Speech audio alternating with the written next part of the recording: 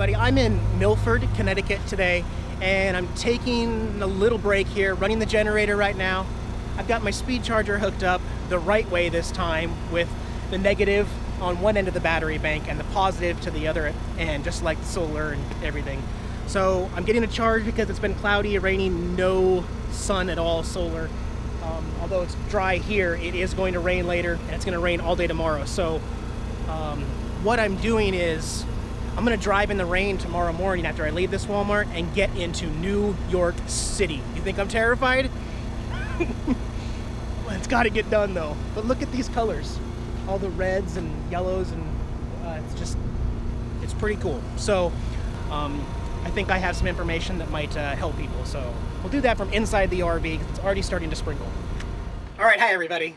Here's what I want to do. I want to give a review of the Northeast. I want to compare it with everywhere else I've been in the country, including back home, the West Coast, the South, the Southeast, and even the Midwest. I want to kind of compare what it's like to RV in the Northeast of the United States, so the New England area, Northeast coast, all that. I want to draw some comparisons, talk about some of the stuff I've learned. The first one is just the idea of free dump stations to dump your RV waste in the Northeast. Where are they? I don't know. They don't exist. There's no more green dots on the Sandy Dumps app. It just doesn't exist. You're pretty much going to have to find an actual RV park, and if you're not going to stay there for their normal nightly fee, their fees for just dumping your tanks can range anywhere from $5 to up to $25. And I'm serious. I have literally seen and had to clarify and ask, wait a minute, but you're going to charge me $25 to dump my tanks only? Yeah, so just be aware. Along the same lines as places to dump your RV waste, what about water? So water has been really tricky for me. You're not just going to pull off onto a highway rest stop and get free water. The gas stations, I keep looking, they don't have spigots on the islands or around the building for water. Now, I should also mention that if and when I do pump gas other places and I see a water hookup with a hose or a spigot on the side of the building or at the gas islands, after paying for my gas, I go inside and I ask the clerk, hey, do you mind if I fill up 5 to 10 gallons of fresh water into my RV tank before I leave? Never, ever has any clerk ever said no to me. But that doesn't matter in the Northeast because I'm just not finding them. I do not see the water spigots.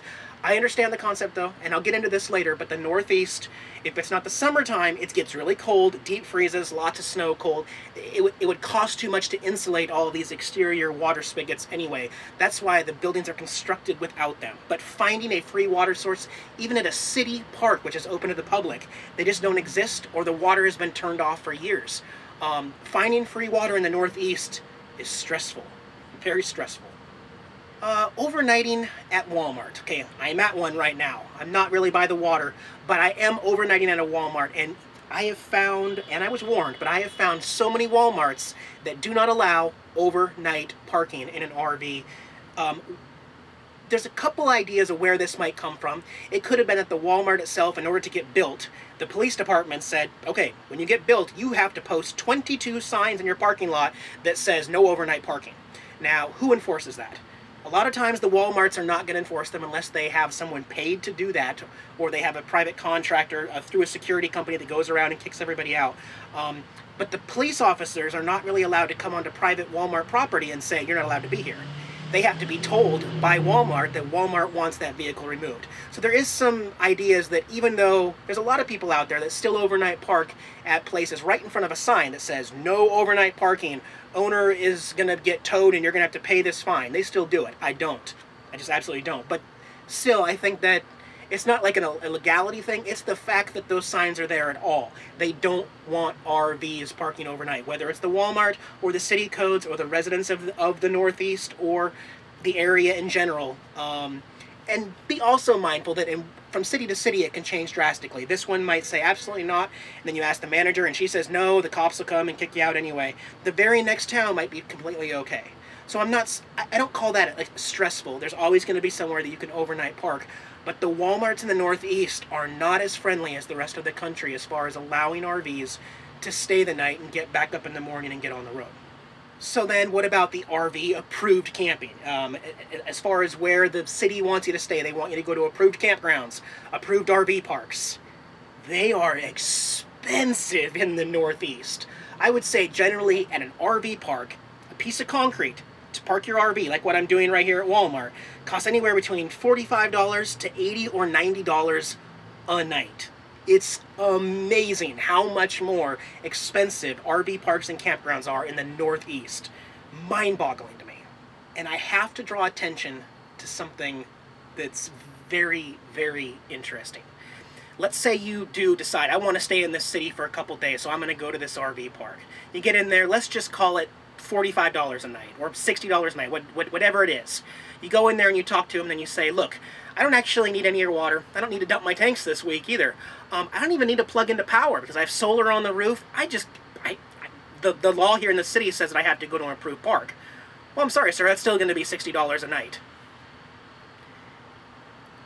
You do realize that the motel across the street is advertising $29.99 a night, where I take all of my stuff in, use all of their facilities, their hot water, their electricity, their bed, their cleaning maids to come in and clean up after me.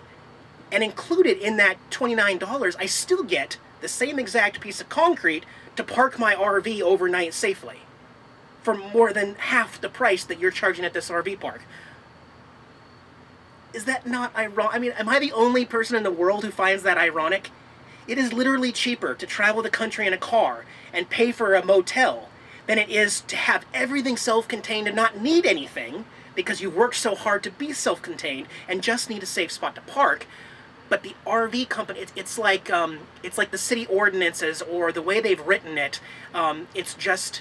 It's not moderated. So the private RV parks can charge whatever they want. And in my experience, it's something about the idea that if you're in an RV and you're traveling and you're enjoying life, then obviously you have unlimited source of money and you will pay no matter what we charge because it's completely unregulated by our city. And it's just so unfriendly for someone who is self-sufficient. It totally just makes it sound like there'd be nothing to gain from getting solar on your RV because it costs so much more at an RV park than it does at a motel with all of the services included. I guess I don't want to get started on that. That's my own feeling, and nobody is ever talking about that comparison. Very odd, though. But for reference, if you're wondering how much it actually might cost to RV in the Northeast legally at the RV parks or campgrounds, let's round it down or up or just pick $60 a night. Nice round number. $60 a night, 30 days a week, that's $1,800 a month just to pay for that piece of legal concrete to park your RV. Literally, you've lost the entire idea that living in an RV and not paying for that house mortgage is going to cost you less. No, not in the Northeast. Unfortunately, just so you know. Also, with the exception of upstate New York, but everywhere from Vermont, New Hampshire, Maine, Massachusetts, Rhode Island, and Connecticut, all of these places seem to have so much more population in them. The cities are bigger. There's so many more larger cities combined all in one area that it's hard to find some of those remote forest boondocking places, and I have found that. I have been doing way too much urban camping at night. But then again, I will say this, I do try to go and see out nature as much as possible in the daytime. Even though it's hard to park an RV, I am finding that I do get enough of that nature during the daytime, but then again, I have to go find somewhere legal to park overnight just to be able to start it up the next day or get on the road. From Maine all the way down here to Connecticut, probably even New York, and past that into Pennsylvania, but you can't park an RV anywhere near the water. You just physically can't do it overnight for whatever reason. There's this standing rule that no vehicle and no RV is ever allowed east of A1 or 1A, however you say it, but that highway, that beautiful highway that runs along the East Coast. You can't even park there during the daytime. So even if there's a fee, you can't park your RV east of the actual freeway, which means you can't take your RV. You physically can't take your RV to the water, legally speaking. Whether that's enforced in every single city, county, and state on the East Coast, I don't really know. But I do feel it necessary to at least bring that up. There's also tons and tons of other crazy ordinance to restrict RVs in the Northeast that you just don't see anywhere. Well, maybe down in parts of Florida and some parts of like ritzy California. But it's the idea that I've seen every single possible kind of sign, from no vehicles over 8 feet tall, no vehicles over 7.5 feet wide, no vehicles over 16 feet long. Only residents can park between the hours of midnight and 6 anywhere in the city. Anywhere in the city. Not just residential areas, but commercial and industrial areas. If you aren't a resident, then you have to get a guest pass in advance from a resident in order to park your vehicle overnight between the hours of midnight and 6. Crazy, crazy rules. And I don't want to make this sound like the Northeast doesn't want RVs, but look at it on paper. The Northeast doesn't want RVs. RVs of the tourist type. That's why I guess I'm really just not seeing RVs, ever since like September in Vermont. Almost everywhere I go, I don't see RVs. No Class A's, no vans, no Class C's, B's, A's. There's just no RVs. It's really, I mean, I'm guessing that people buy them, and in the summertime, you still don't see them in the Northeast because they go elsewhere and experience something different. It's really odd in the Northeast. There's a lot of stuff I was not expecting. But I honestly have been trying to get the most out of the places where I can enjoy the daytime, and then, legally speaking, I have to go find an approved place to park my RV overnight. Well, let's talk about low clearances as well, because obviously this was something I was warned about, and if you've been following my channel, you've seen that I've had some issues with low clearances. First of all, I understand the idea behind it. There's a lot of old infrastructure in the Northeast that just, financially, you can't update it. You can't raise the railroad tracks and the bridges and all the stuff that's been there, for a century or more. So when I first ran into this problem, there's a couple things I learned. First of all, even if it's not written anywhere, you're automatically, as an RVer, supposed to know, magically, that you're not allowed on parkways. So any green sign that has the word parkways, or just PKY, I didn't know that either, but if it says PKY, I guess you're not even legally allowed to drive on there. Sometimes it says no buses or trucks, but it doesn't matter. If it says parkway, no RVs either. No vehicles over a certain height, and I don't know what that is anywhere. But your Waze, your free applications, and your navigation system, they will tell you always to take the parkways, and there is no setting in there. That's why I had to buy that $70 app, RV Copilot, which has not been perfect for me. I will say it has been the reason why I've been able to survive RVing in the Northeast, but it's not been perfect. It has tried to put me under low clearance that I would not fit and had to make a U-turn. It has also put me on weight limit roads of like 2 or 3 tons without knowing, with no user input to be able to update that map system that's on there. So it's not perfect, but it's definitely helped. Also, the warning system in place for low clearances, there pretty much isn't any. Like I said, sometimes you get on a parkway and it doesn't even tell you you can't bring a truck, RV, or bus on that parkway. Or they abbreviate it PKY, and you might not know that that's what they meant. Also, there's the stigma that everybody in the Northeast, and they told me on that video, they're like, Eric, you can't be on parkways. You just can't do it. Okay, guys, I get it. How would I know that? You have to put up a sign. You have to tell someone who's visiting. You don't just say after the fact, Eric, you're an idiot. You didn't know? How do I know if you don't put the signs up? The signage is the thing that really, really alarms me. Maybe this is just something very specific to my home state of Washington, but we have to have so many flashing lights a mile away from anything that's under 14 feet. I guess that's just the generic thing, because all semis can fit under 14 feet or something. But yeah, anything that's less than 14, if it's 13.5, a mile before it gets there, you have to have flashing lights, so many of them, and then so many other signs. You also have to have an escape route to avoid that to connect back in. In the Northeast, I have come across bridges and overpasses that are only 10 feet high that not only don't have warning systems in place, they aren't even marked. Like, you know, like when you see 10 feet and there's an arrow up and an arrow down with the 10 feet in the middle, the bridge, I slam on the brakes and then be like, I have to make a U-turn and leave. I know I'm not going to fit under that bridge. That's scary. Look at all the cracked marks on the thing. So the warning systems are not even in place in the Northeast, and that is scary. But then again, I don't think the Northeast is really suitable. Oh, right on. Let me pause my video real quick. Well, that was cool. A viewer from this town, Steve, just stopped by. He's actually in this. I'll show you that one right there, the little Astro van right there. I get recognized at Walmarts a lot, which is fun to talk and see what other people are driving. Like I said, I don't see a whole lot of RVs in the Northeast, but it's all cool. A lot of those approved RV parks and campgrounds unfortunately close seasonally. So October 1st, you'll find a lot of them just closed down. They aren't staffed. They also turn off the water earlier, wait later in the summer to turn it back on, or they don't have full hookups at the sites. So you still have to pay that $60, $70 a night, and sometimes you don't have any facilities at your campground. You're literally just paying for a piece of dirt at the campground. On your way in and your way out, they have one spigot where they can actually winterize that more easily and not have to put it at every site and do that. So that, I guess that makes sense, but that's something you might want to consider because of the cold. Almost done. 2 more points here.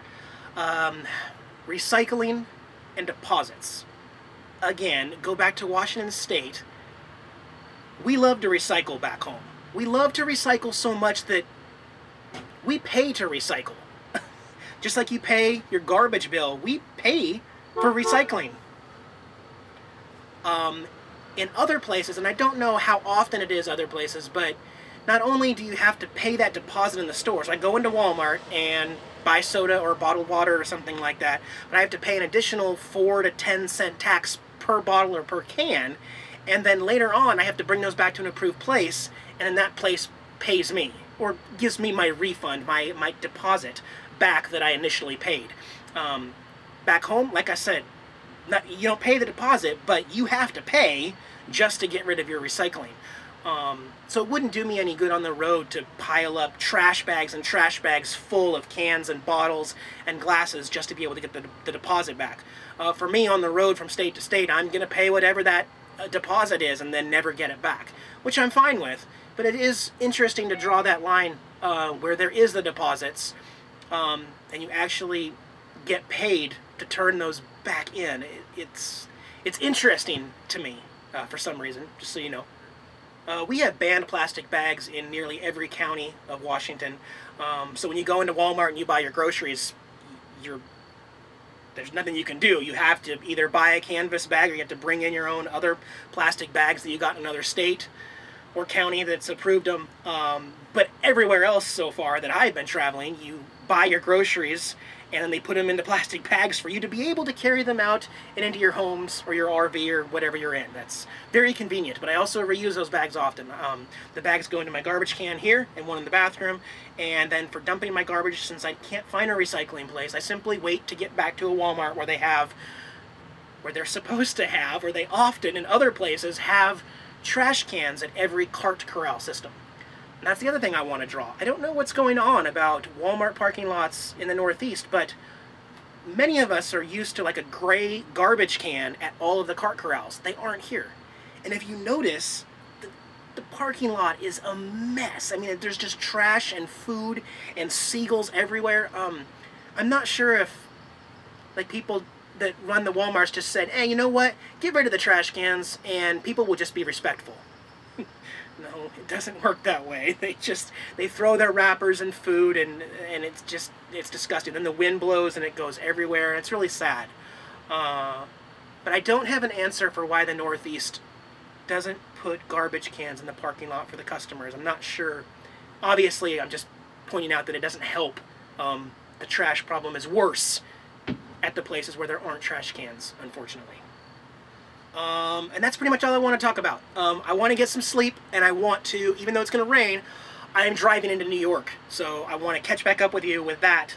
I will say real quick, my little Space Saver coffee maker finally crapped out on me. It has always leaked water. It's always had a problem leaking water, like so much water that it fills a whole towel just to make one pot of coffee. But now it has started making a really weird noise, and like it's clogged or something, and it takes 3 or 4 times longer to brew coffee.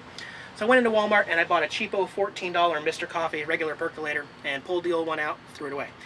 I was thinking about getting a Keurig. I've always wanted those Keurig ones that take the D cups. Always thought that was really convenient for just 1 cup of coffee. But sitting there at Walmart looking at it, all of a sudden I realized, wait a minute.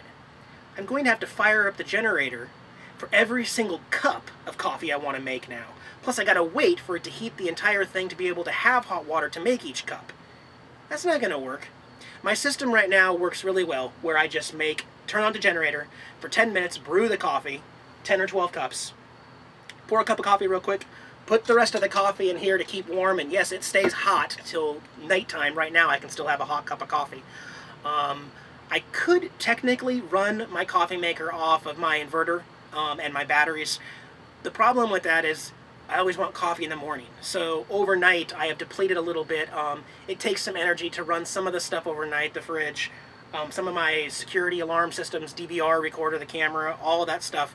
It is drawing power. So first thing in the morning, when there's no sun, no solar coming in, and I'm down at like 12.2 volts, that is not an okay time to run a coffee maker off of your batteries.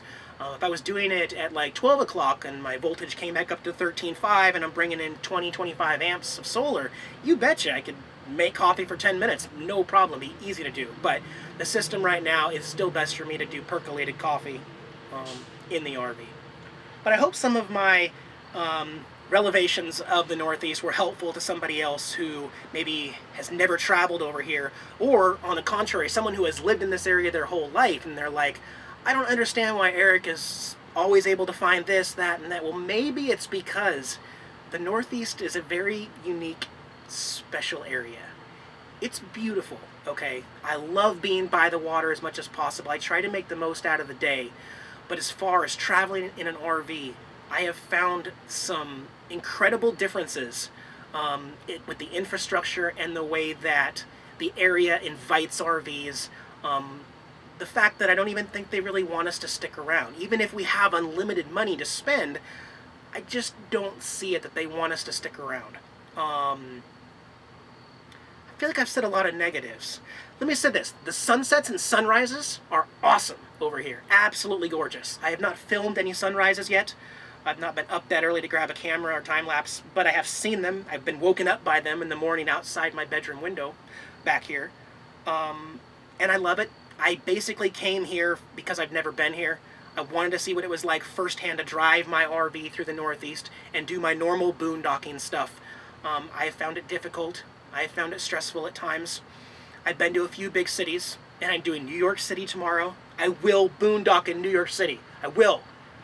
If I can't, well, I just won't even go to New York City. If I can't find a place to park the RV, then I may skip it. I don't know what's going to happen right now. So let me sleep, wake up, get on the road. We will drive into New York City here next time you see me. Hey guys, this is Jax, my kitty cat. I'm his servant, Eric. Thanks for watching our YouTube channel here on RVing. If you liked the video, give us a thumbs up below. Make sure you subscribe, check out all our other videos, and keep following us on the road. Thanks, guys.